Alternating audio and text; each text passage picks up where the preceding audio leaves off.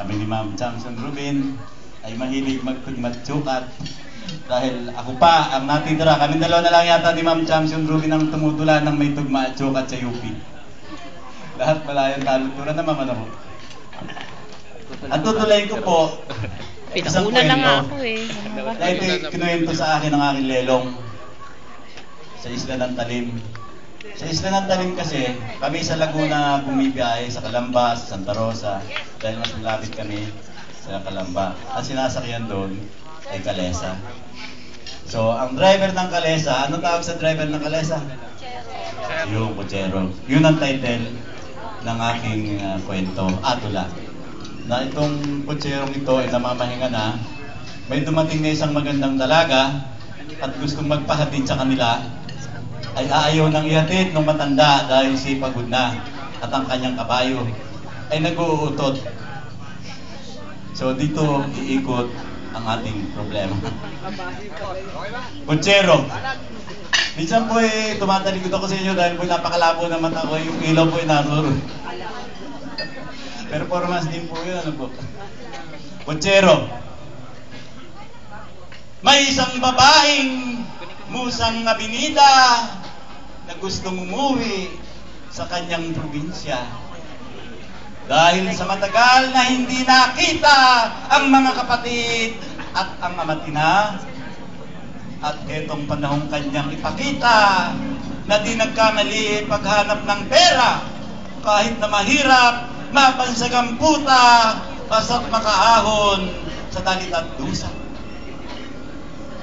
Mulang Indreswelo, sumakay ng taxi, agad nagpahatid sa may Quezon City. Mga pasalubong kay daming binili, halos 3 net bag na pagkakalaki. Ang kaniyang uwi at ipinagmalaking, umuwi po ako may perang nasubit sa aking magulang ay makapagsilbi. Higit 10 oras ang kaniyang biyahe. Maghahating gabi nang siya'y dumating. Wala nang masakyan kahit na tricycle. Di kaging-saginsay may humahalinghi. Burikong kabayong sa matay may piring. Tuwa sa nakita ang kalesang nahimpil. Sakay ang kutserong tila nahihimbing. Sabayang pagtawag, kutsero'y ginising. Pwede bang pahatid sa baryo po namin? Hagok sa paghilig, matandang kutsero, hindi alintana, bagong pasahero. Kaya ang ginawa'y niyug-yug sa braso hanggang sa mag-angat ng kanyang sombrero. Ang matandang tila, lasing pa at hilo, kaya ipinilig, nakakalbong ulo. At sinipat-sipat sa babang istribo kung sinong pumukaw sa pagidlip nito. Tanong ng babae, yahatid po ba ninyo ako lolo sa bukid tumana? Sagot ng matanday, ako'y pahinga na dahil sa napagod sa pangangalesa. Kaya bumabakat, humanap ng iba, diyan sa may kantoy may pumapasada. Pasasang bagat, bago magumagay sa inyong tumanay, makararating ka.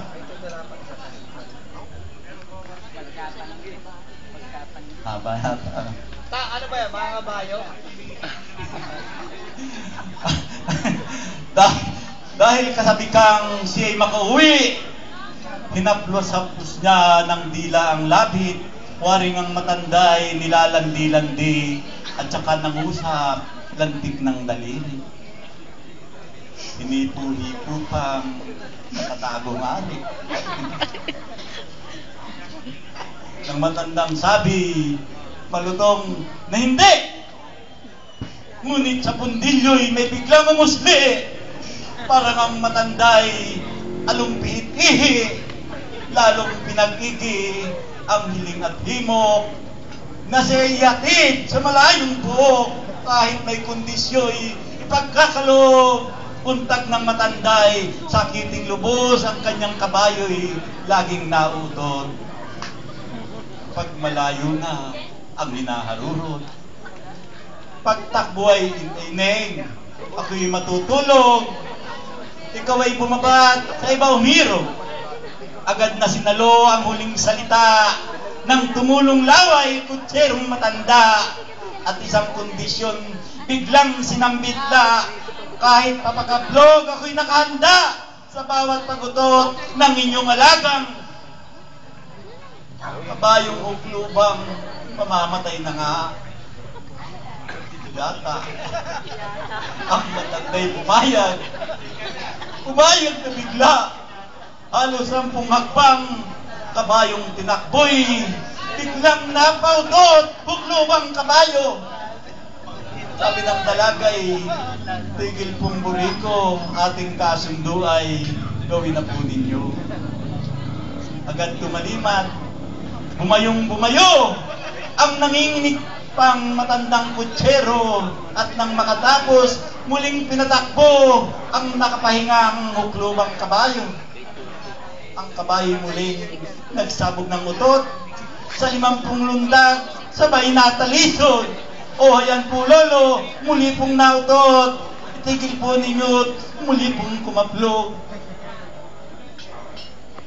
Halos 1 oras, ang matandang hukot sa kanyang kandungang hingal sunod-sunod.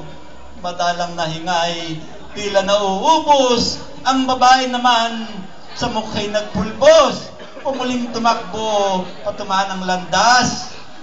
1 kilometro'y utot sumambulat, ngunit di pinansit, hindi nag-uusap.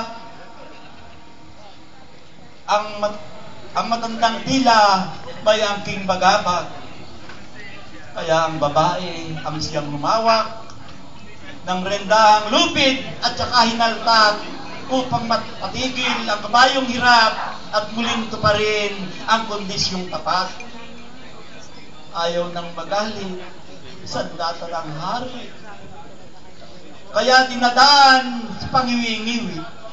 Ngunit ang babae tuksong nilalandi at sinutsupan pa ang mga daliri. Ang matandang sabi, teka nga sandalit, mukhang pumupuro lang dala kong parit, di yata tatalab kung aking mawari. Kaya ang babae ang siyang yumari. At nang makatapos ay muling tumakbong higit na mabagal, hirap na kabayo.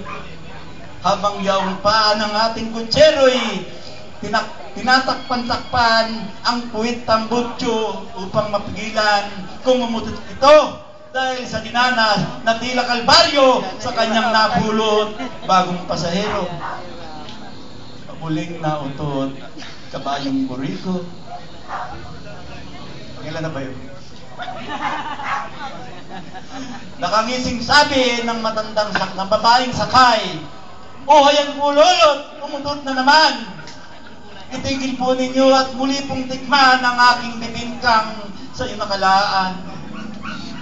Ang tangang latigoy, hataw walang humpay. Sa kabayong puwit, hindi pabayaat, hayaang magtae, yang tampalasang, ulang yang kabayong, ako ang nasingkaw." Salamat.